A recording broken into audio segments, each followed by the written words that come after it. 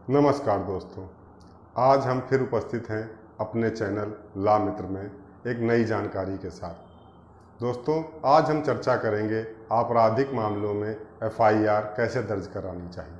दोस्तों, आपराधिक मामले दो प्रकार के होते हैं। नंबर एक, संज्ञेय अपराध और असंज्ञेय अपराध। संज्ञेय अपराध वह अपराध होते हैं जिनमें सजाएं बड़ी होती हैं, मामले गंभीर प्रकृति के होते हैं। और असंज्ञेय अपराध वह अपराध होते हैं जो मामले छोटे होते हैं, जिनमें सजाएं कम होती हैं, कम गंभीर प्रकृति के होते हैं। असंज्ञेय अपराध में एनसीआर दर्ज होती है और संज्ञेय अपराध में एफआईआर दर्ज की जाती है। आज हम केवल चर्चा करेंगे दोस्तों संज्ञेय अपराधों पर, एफआईआर पर। दोस्तों, सीआरपीसी की धारा 154 में यह प्रोविज़न किया गया है कि एफआईआर कैसे दर्ज होनी चाहिए। दोस्तों, सीआरपीसी की धारा 154 ये कहती है कि यदि किसी व्यक्ति के साथ कोई घटना घटित हो जाती है तो जिस जगह पर यह घटना घटी हुई है उस क्षेत्र के क्षेत्राधिकार के थाने में जाकर उस व्यक्ति को वह सूचना पूरी क्रमबद्ध तरीके से लिखित रूप से या मौखिक रूप से उस थाने के भार साधक अधिकारी एसएचओ या थाना अध्यक्ष को देनी चाहिए। वह थाना अध्यक्ष उस सूचना को प्राप्त करने के बाद उसको लिपिबद्ध करेगा, मतलब कि उसको लिखेगा। लिखने के बाद उसकी एक प्रति उस व्यक्ति को जो सूचना देने आया है या जिसके साथ घटना घटी है उसको निःशुल्क रूप में प्रदान करेगा। ये प्रोविज़न 154 में बताया गया है।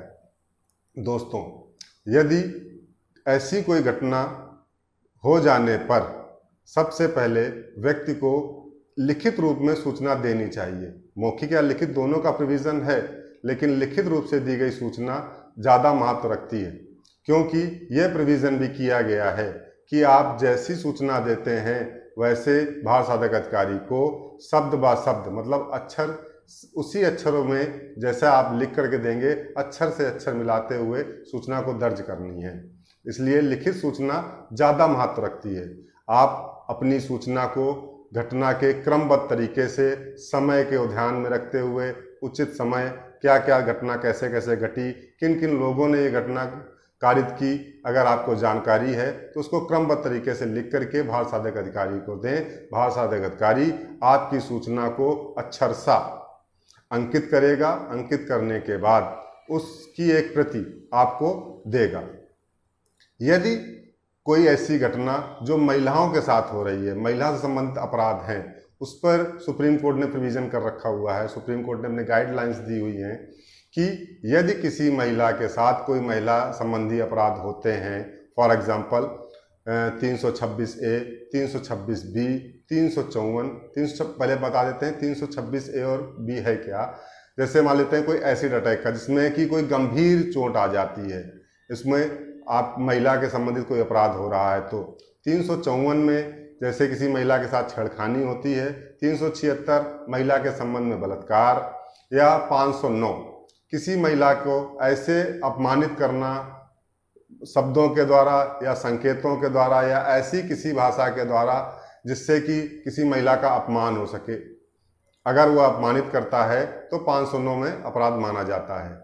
महिलाओं संबंधित अपराध में सुप्रीम कोर्ट ने यह प्रोविज़न किया हुआ है कि यदि कोई महिला ऐसी सूचना ले करके थाने में आती है जो उसके साथ घटित हुई है तो उस थाने का भार साधक अधिकारी एसएचओ ऐसी सूचना दर्ज करने के लिए किसी महिला पुलिस अधिकारी को नियुक्त करेगा और वह महिला पुलिस अधिकारी उस महिला की सूचना दर्ज करेगी। यह प्रोविज़न इसलिए किया गया है कि कोई महिला अपने साथ हुए घृणित अपराध को किसी महिला के साथ शेयर करने में संकोच नहीं करेगी।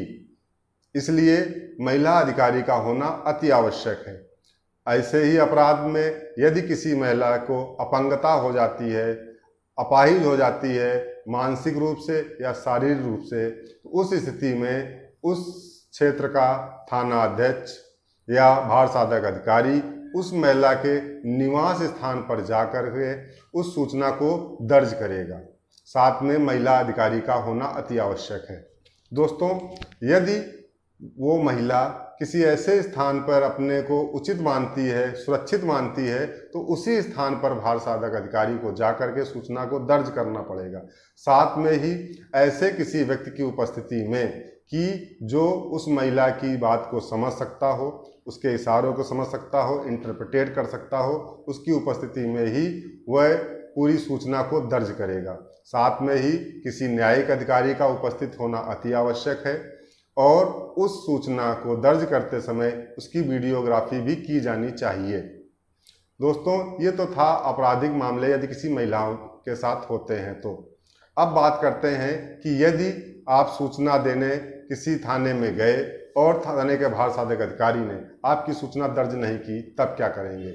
आपको ये मैं बताना चाहता हूँ कि सीआरपीसी की धारा 154(3) में यह प्रोविज़न किया गया है कि यदि कोई भार साधक अधिकारी आपकी सूचना दर्ज नहीं करता है तो आप उस क्षेत्र के उच्च अधिकारी, एसएसपी, एसपी या कमिश्नर, जो भी आपके क्षेत्र का उच्च अधिकारी है, वहां पर अपनी सूचना को लिखित रूप से सारवान तरीके से लिखकर लिपिबद्ध करके उसको प्रेषित करेंगे और वह उच्च अधिकारी आपकी सूचना प्राप्त होने के बाद यदि उचित समझता है तो उस क्षेत्र के भार साधक अधिकारी को निर्देशित करेगा कि वह सूचना को दर्ज करे, या वह उच्च अधिकारी स्वयं ही उस सूचना को दर्ज करवाकर किसी ऐसे व्यक्ति को, ऐसे अधिकारी को नियुक्त कर सकता है कि वो जो इन्वेस्टिगेशन करेगा और उसको सारे पावर होंगे। तो दोस्तों, आपको बात हो गई कि आपने एफआईआर दर्ज कराने गए, एफआईआर दर्ज हुई, यदि नहीं दर्ज करता है तो आपको उच्च अधिकारियों के पास जाना है। यदि उच्च अधिकारी भी आपकी सूचना नहीं दर्ज करता है तब आप क्या करेंगे। तो दोस्तों, इसके बाद भी सीआरपीसी में प्रोविज़न है कि यदि उच्च अधिकारी भी आपकी बात को नहीं सुनता है तो आप 156(3) के माध्यम से कोर्ट में जाकर अपनी सूचना को लिखित रूप से देंगे। कोर्ट आपकी सूचना को देखेगा। अगर कोर्ट को उचित लगता है तो वह एसएचओ को निर्देशित करेगा कि वह उस सूचना को दर्ज करे। अगर कोर्ट को लगता है कि ये सूचना वह स्वयं दर्ज करे और इसकी अग्रिम कार्रवाई करे तो कोर्ट उस सूचना को स्वयं दर्ज करेगी मुकदमे के रूप में और अग्रिम कार्रवाई प्रेषित करेगी। दोस्तों, ये सारी जानकारियां थी एफआईआर के संबंध में। अब दोस्तों, हम एक बात चर्चा करना चाहते हैं एफआईआर के डिले के मामले में। लोगों का मानना है कि अगर एफआईआर डिले हो जाती है तो वो बेकार मानी जाती है। दोस्तों, ऐसा नहीं है। सुप्रीम कोर्ट ने रामपत बनाम हरियाणा राज्य 2009 सुप्रीम कोर्ट में ऐसी अपनी रूलिंग दी जिसमें बताया कि यदि कोई एफआईआर देर से लिखाई जा रही है और लिखाने वाले के पास उसका उचित कारण है कि उसने देर से क्यों लिखाई, तो ऐसी सूचना को दूषित नहीं माना जाएगा और उस पर कोई प्रभाव नहीं पड़ेगा।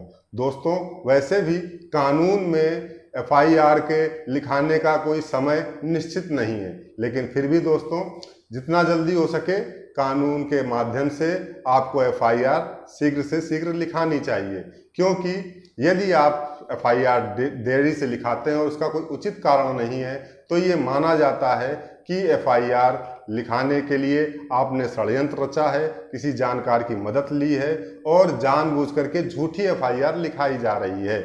ऐसा हो जाने के कारण देर से लिखी गई एफआईआर दूषित मानी जाती है, लेकिन अगर उचित कारण है तो सुप्रीम कोर्ट की रूलिंग के आधार पर उसमें कोई भी दूषित नहीं हो सकती है। तो दोस्तों, ये सारी जानकारी थी एफआईआर के संबंध में। आपको ये जानकारी कैसी लगी कमेंट बॉक्स में ज़रूर बताइएगा। अगर अच्छी लगी तो लाइक करिएगा और अपने दोस्तों, मित्रों, पारिवारिक जनों को ये सूचना जरूर प्रेषित करिएगा, क्योंकि यदि दोस्तों आपको कानून की जानकारी होगी, आप सशक्त होंगे तो अपनी बात को मजबूती से कहीं पर भी रख सकते हैं और आपके पारिवारिक जन या आपके परिचित लोग भी इस जानकारी को प्राप्त करने के बाद अपनी बात मजबूती से रख सकेंगे। तो दोस्तों, इसी के साथ मैं अपनी बात को समाप्त करता हूं।